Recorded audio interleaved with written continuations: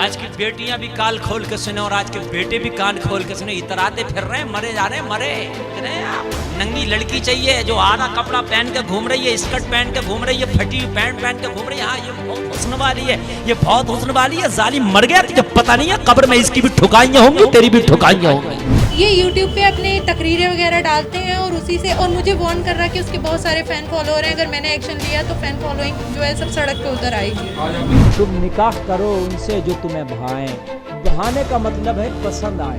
मुझे आश्वासन दिया कि मैं तुमसे निकाह कर लूँगा। कि जहाँ लड़के की पसंद हो, लड़की की पसंद हो, तो घर वालों की भी पसंद होना चाहिए, मशवरा हो सकता है। इसने बोला कि निकाह विकाह किसने कहा हो गया तुम्हारा निकाह विकाह कुछ नहीं हुआ है, वो तो सब फर्जी बाड़ा है। बड़ा नेक बनता था, बड़ा अच्छा करा मौलाना, ठीक है बात तो ठीक है, रिश्ता करा दो, मगर थोड़ा दाढ़ी वाला नहीं चलेगा, थोड़ा एक्टिव हो। तो मैंने कहा मौलाना को क्या बिल्कुल ही तो सीधा समझ रहा। मैं बहुत ज़्यादा परेशान हूँ, बहुत डरी हुई, मैं सिर्फ इंसाफ चाहती हूँ।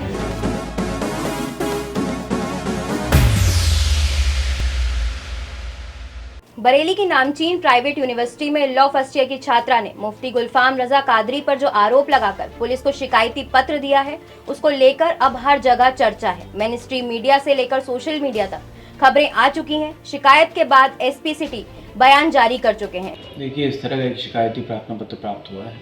इस शिकायती प्रार्थना पत्र को थाना B3 चैनपुर में भेजा गया है और CO सिटी 3 के माध्यम से इसकी जाँच करवाई जा रही है। तथ्यों की पुष्टि होने पर इसमें विधिक कार्रवाई की जाएगी। इंडस न्यूज के क्राइम रिपोर्टर आसिफ अंसारी ने इस मामले पर कल यानी 3 मार्च की शाम पूरे मामले की पड़ताल करने की कोशिश की और मुफ्ती गुलफाम रजा कादरी से भी बात की। उन्होंने जो बताया वह भी कम दिलचस्प नहीं है। मुफ्ती गुलफाम की कही गई बातों को सुनने से पहले छात्रा के आरोपों को गौर से सुनिए। एक्चुअली ऐसा है, मुफ्ती गुलफाम रजा कादरी जो रामपुर से बिलोंग करता है, ये इस्लामिक स्कॉलर बताता है अपने आप को, कुछ तकरीरें वगैरह करता था। उस तकरीरों के थ्रू हम रिलीजन के मैटर से इससे कांटेक्ट में आए। कुछ रिलीजन के कुछ मैटर होते हैं उनको सॉर्ट आउट करने के लिए, जैसे कभी कोई हम ड्रीम देखते हैं उसके लिए।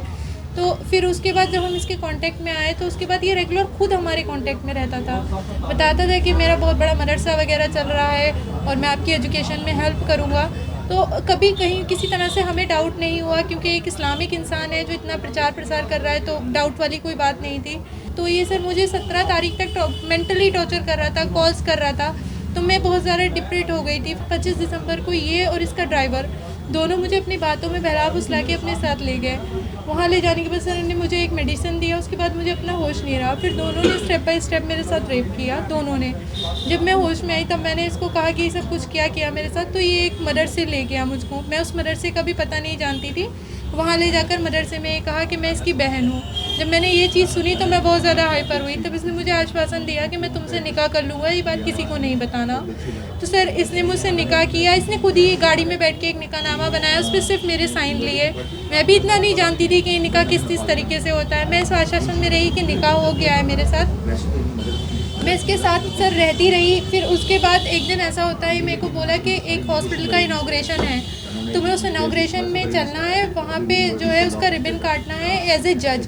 तो मैंने कहा मैं तो जज नहीं हूँ, मैं तो फर्स्ट ईयर की स्टूडेंट हूँ। तो कहा कि कोई बात नहीं, किसी को नहीं पता लगेगा। लेकिन तब से मुझे मतलब डाउट होने लगा कि अगर मैं जज बनकर कहीं जाऊँगी तो मेरे लिए कितना बड़ा पनिशेबल होगा वो चीज़।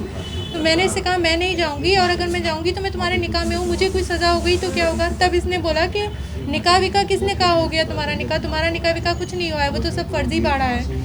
जिन मुफ्ती गुलफाम रजा कादरी पर संगीन आरोप लगे हैं वो कोई मामूली शख्सियत नहीं है। यूट्यूब पर उनकी हर तकरीर को लाखों लोग सुनते हैं।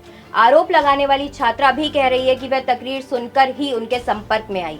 आरोपों में छात्रा यह भी कहती दिख रही है कि जब नोकझोंक शुरू हुई तो इन्हीं यूट्यूब फॉलोवरों ने कर धमकी दी। और अक्सर जब मैं एक्शन ले रही हूँ तो मुझे धमकी दे रहा है, धमकी भरे फोन कर रहा है कि मैं सूबे सदर हूँ, मैं एक मुफ्ती हूँ, कोई मेरा कुछ नहीं कर पाएगा, अगर एक्शन लिया तो तुम्हें तुम्हारे घर वालों को छोड़ूंगा भी नहीं। छात्रा का डर स्वाभाविक है, क्योंकि आसाराम और गुरमीत के भक्तों ने भी सड़कों पर बहुत उत्पात मचाया था। ये अलग बात है कि कानून के शिकंजे में फंसे तो उनको जेल जाना पड़ा। ये अक्सर देखने में आता है कि तमाम अपराधी धार्मिक चोला ओढ़कर लोगों को मूर्ख बनाने के धंधे में लगे हैं। तकरीरों और प्रवचनों में ऐसे बोलेंगे जैसे इनका कोई सीधा कांटेक्ट है, लेकिन होते रॉन्ग नंबर है। ये रॉन्ग नंबर है, ये रॉन्ग नंबर है, रॉन्ग नंबर है ये। धीरेन्द्र कृष्ण शास्त्री भी इसका अगला पिछला बता रहे हैं, लेकिन अपने भाई का भविष्य नहीं देख पाए। खैर, लौटते हैं मुफ्ती गुलफाम पर। उनके ऊपर जो आरोप हैं वो कानूनी तौर पर तो संगीन है ही, इस्लामी धार्मिक कानून यानी शरीयत का हिसाब भी देना पड़ सकता है। छात्रा के आरोपों की जांच तो पुलिस करेगी ही, लेकिन इंडस न्यूज से बातचीत में मुफ्ती गुलफाम ने कुछ बातों को स्पष्ट कर दिया है। जैसे छात्रा का कहना है उससे फर्जी निकाह कर लिया गया। मुफ्ती गुलफाम ने इंडस न्यूज से बातचीत में कहा कि उन्होंने निकाह किया है, निकाहनामा की कॉपी देने को कहा लेकिन भेजी नहीं। छात्रा का आरोप है कि निकाह के बाद उसे पता चला कि मुफ्ती गुलफाम शादीशुदा हैं और 4 बच्चे हैं। इस पर मुफ्ती गुलफाम ने इंडस न्यूज से कहा कि पहली बीवी से 4 बच्चे हैं, मतलब साफ है कि असली हो फर्जी निकाह हुआ और मुफ्ती का यह दूसरा निकाह था। इस मामले पर इंडस न्यूज की ओर से जब पूछा गया कि दूसरे निकाह से पहले आपने पहली बीवी से इजाजत ली, जवाब में दूसरा निकाह करने के बाद पहली बीवी से इजाजत ली। ऐसा कहना शरीयत के खिलाफ से सही है या नहीं, ये मुफ्ती गुलफाम या दूसरे मुफ्ती ही बता सकते हैं। जिनसे भी हमने अनौपचारिक जानकारी ली उन्होंने तो इसे गलत ही बताया। उन्होंने कहा कि दूसरे निकाह से पहले पहली बीवी से इजाजत ली जाती है, बल्कि यह भी कहा कि दूसरे निकाह की जरूरत ही क्या थी जब पहली बीवी स्वस्थ है और 4 औलादें भी हैं। मुफ्ती गुलफाम से बातचीत में कुछ और दिलचस्प बातें भी सामने आई। मुफ्ती गुलफाम ने बताया कि वह TTS यानी तहरीके तहफ़्फ़ुज़े सुन्नियत के सूबाई सदर या प्रदेश अध्यक्ष हैं। TTS नाम की यह संस्था विश्व प्रसिद्ध आला हजरत दरगाह की खास विंग है, जिसमें दरगाह से जुड़े युवाओं की बड़ी संख्या है। मुफ्ती गुलफाम के TTS में प्रोफाइल को लेकर आला हजरत दरगाह से मीडिया प्रभारी नासिर कुरैशी से बात हुई तो उन्होंने बताया कि मुफ्ती गुलफाम TTS से जुड़े हैं। यह बात सही है, लेकिन उनका पद क्या है यह जानकारी नहीं है।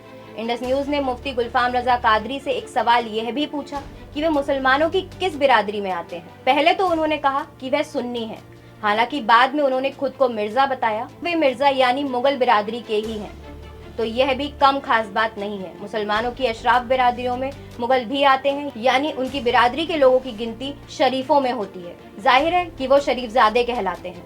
बहरहाल कानून और दरगाह दोनों ही मुफ्ती गुलफाम को लेकर देर सवेर कुछ ना कुछ तो फैसला लेंगे ही, क्योंकि यह जघन्य महिला अपराध से जुड़ा मामला है और दरगाह की साख भी है। कहां से राहत मिलेगी और कहां से शिकंजा कसा जाएगा अभी यह कहना मुश्किल है। देर रात दरगाह आला हजरत से एक ऑडियो बयान YouTube चैनल GRA न्यूज़ पर जारी किया गया है, जिसमें कहा गया है कि मुफ्ती गुलफाम का दरगाह से कोई ताल्लुक नहीं है। इंडस न्यूज़ की ये रिपोर्ट आपको कैसी लगी हमें कमेंट करके ज़रूर बताएं। हमारी अपील है कि जो इस वीडियो को फेसबुक पेज पर देख रहे हैं तो फेसबुक पेज को फॉलो कर लें, यूट्यूब पर देख रहे हैं तो चैनल को सब्सक्राइब करके नोटिफिकेशन का बटन दबा लीजिए। आप हमें डेली मोशन ट्विटर पर भी फॉलो कर सकते हैं।